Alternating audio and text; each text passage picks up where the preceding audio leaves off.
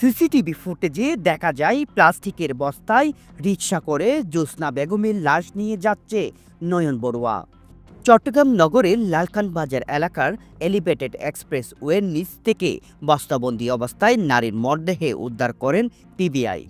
ফুটেজে দেখা যাচ্ছে যে নয়ন বড়ুয়া যে বস্তাটি আমরা পেয়েছিলাম এলিভেটেড এক্সপ্রেসের নিচে, ঠিক সেই বস্তাটি একটা রিক্সা করে ওই বাসা থেকে বের হওয়ার যে সিসিটিভি ফুটেজ সেটা আমরা সংগ্রহ করেছি এবং নয়ন বড়ুয়া অকপটে সব কিছু স্বীকার করেছে। এ ব্যাপারে ভিকটিমের বড় বোন তৈবা বেগম বাদী হয়ে গতকালকে খুলশী থানায় একটি হত্যা মামলা রুজু করেছে। আমরা মামলাটির তদন্ত এবং ছায়াতদন্ত অব্যাহত রেখেছি। আসামিকে গ্রেপ্তার করে আজকে পর্যন্ত আমরা যতটুকু জানি সে একাই এই কাজটি করেছে, এখন পর্যন্ত সে তাই বলেছে, তার সাথে অন্য কেউ ছিল না। যেহেতু মামলাটি এখনও তদন্তাধীন আছে, এখন পর্যন্ত সে একাই করেছে বলে স্বীকার করেছে। স্বামী স্ত্রীর পরিচয়ে এক কক্ষের বাসা ভাড়া নেই এবং একই সাথে রাত্রি যাপন শুরু করেন। জ্যোৎস্না বেগম নয়ন বড়ুয়াকে ধর্মান্তরিত হয়ে বিয়ে করার জন্য চাপ দিলে নয়ন বড়ুয়া তাতে অস্বীকৃতি জানান।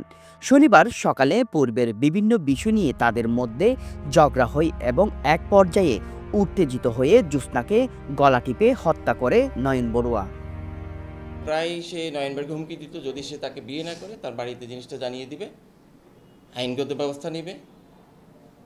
এক পর্যায়ে গত শুক্রবারে 22 তারিখ সে সেখানে ছিল। নয়ন বড়ুয়া তার জ্যোৎস্না বেগমের সাথে বন্ধুটির ওই বাসায় ছিল। সকাল 7টার সময় তাদের মধ্যে এই বিষয় এবং অন্যান্য বিষয় নিয়ে ঝগড়ার এক পর্যায়ে নয়ন বড়ুয়া উত্তেজিত হয়ে জ্যোৎস্না বেগমের গলার টিপে সেখানেই তাকে হত্যা করে তাৎক্ষণিক। পরবর্তী সে লাশটিকে ওখানে তার কম্বল এবং দড়ি প্লাস ওড়না দিয়ে পেঁচিয়ে একটা বস্তাবন্দি করে সে প্রথমে রিকশায় নেয়। রিকশা নিয়ে কিছু দূর আসার পরে একটা ট্যাক্সি নিয়ে লালখান বাজার যে এলিভেটেড এক্সপ্রেস হয়েছিল তার নিচে লাশটি ফেলে সে পালিয়ে যায়।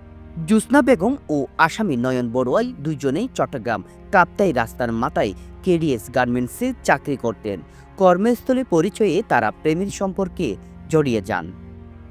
আব্দুল আজিজ মুন্না, স্বাধীনতা টিভি বাংলা, চট্টগ্রাম।